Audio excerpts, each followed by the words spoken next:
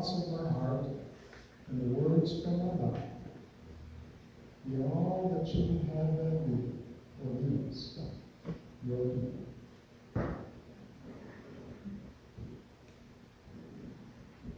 When Sharon and I moved to Stanton, Virginia, at first we lived in a rental home. But we had our dog with us, and we used to take the dog for a walk up in a new development where they were building new single-family homes. Those homes didn't look like much when they dug the foundations and poured the footers and laid up the basement walls. But when the crews started to frame up those walls and put on the roof and add the windows and doors, it was much easier to see the vision of the person who designed that home. We were so inspired by one of them that we actually bought one, and that became our home in Stanton, Virginia. So I'm thinking that David felt much the same way as he was building community among the people of Judah and Israel. He's unified the warring tribes into a single kingdom, centralized the capital city, brought the Ark of the Covenant into it, and built a home for himself there. Not just any home, but a palace with cedar from Lebanon. At first, the prophet Nathan tells the king God is with him, and he should go ahead and build a temple to hold the Ark of the Covenant, which the ancient Israelites believed was the earthly dwelling place of the Lord. But the Lord has other ideas on being contained in a sacred chest in a fixed location. He instructs Nathan to tell David that he's been with the people, traveling with them as they wandered through the wilderness in search of the promised land. As they start to build this new tribal community in the promised land, in that land, and as they change their ways to becoming a community under David's rule. The Lord promises David that his son Solomon will build a temple for the just, while God will build David's reign into a different kind of house. Now, the Hebrew word house is prominent throughout 2 Samuel chapter 7 and can be understood in two different ways. David uses the word in a physical sense, like the house in Stanton, whereas the Lord uses it in a metaphorical sense, referring to David's dynasty. The house the Lord will build for David is the one where David will be remembered throughout history as the greatest king ever to rule the Israelite people. His covenant with David stands along the promised covenants to Noah, Abraham, and Moses. Like those covenants, his covenant is an eternal promise, unlike the character of the covenant with Moses and Israel at Mount Sinai. The Lord's house will stand longer and be stronger than any house of cedar that David lives in or plans to build for the Ark of the Covenant. If we move forward to Mark's Gospel, the Jewish authorities are hiding behind the walls of the very temple that David's son Solomon built. They've rejected Jesus and his teachings, back in Mark chapter 6, verses 1 through 6.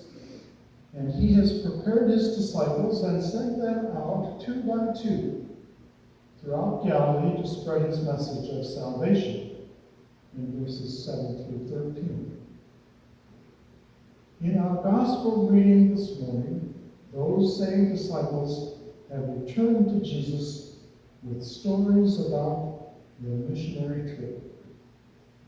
Imagine the stories they had to tell about both their successes and their failures as they spread his teaching during their travels. Jesus takes them on a boat to a quiet place where they can continue to share their experiences and he can train them further for the mission to come. But the crowds, because of the crowds, they get into a boat and sail away to a deserted place.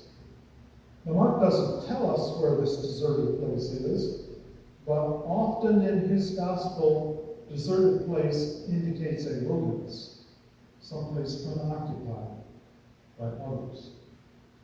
Jesus' plan for peace and quiet is foiled when some people there recognize him and race ahead to meet him and the disciples in the wilderness.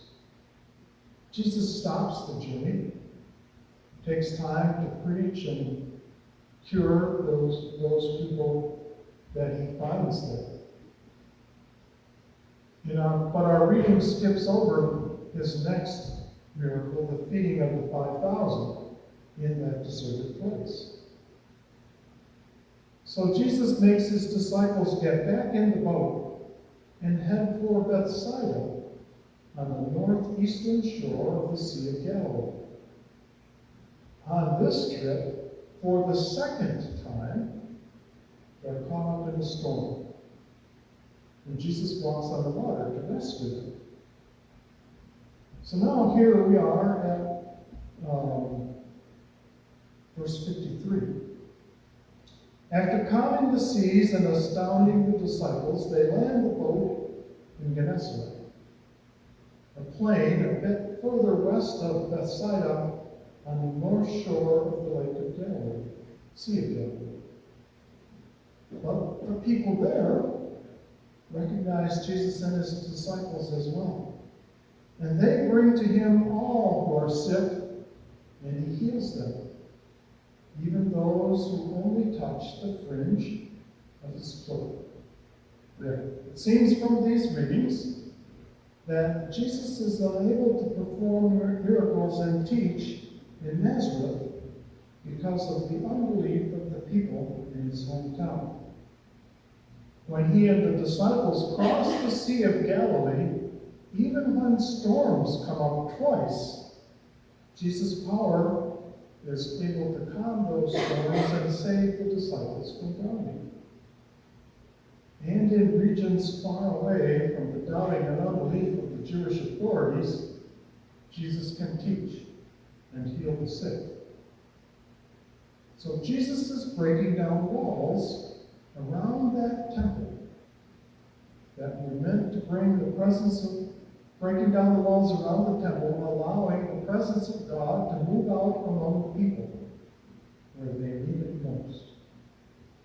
Jesus is bringing comfort and peace to them. The author of Ephesians is writing about knocking down walls as well. He wants to knock down the walls that separate one people, the Jewish people, from another people, the Gentile people. The very walls that Solomon built to protect the temple in Jerusalem have become walls of exclusivity that separate Jews from the rest of the world. In love, Jesus has pushed hard that all the things that keep us separate, all the measures we use to rise above one another, to be better than, to be more important than, should be knocked down. Not just knocked down, but reduced to what? Destroyed, eliminated. For him, it was not an easy battle. It took blood. It took death. It took all he had to pour out for us. But he did it. He came in like a wrecking ball, and the walls came down. Because of Jesus' love, the walls came down. Because he knocked down the walls of exclusivity, now we have to keep them down. we also have to live like wrecking balls, loving strangers and aliens just as Jesus did, loving those who need Christ's love beyond the walls of our own comfort zone. As long as there are divisions, we find walls that Christ had destroyed and we ourselves need to confront. We need to find ourselves not protecting those walls, but we find ourselves not protected by those walls, but imprisoned by them. We're not released for a better life, but cowering behind the very divisions we've built around us as we neglect those who are different than we are. Jesus is our peace, the cornerstone that binds us together in one body, into one family.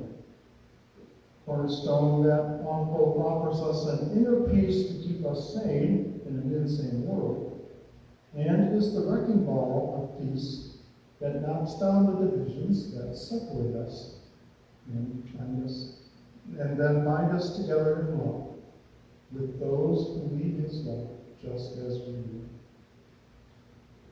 Those we thought were so different are reflections of the same God whose presence we try to bear in our hands and hearts and words and deeds.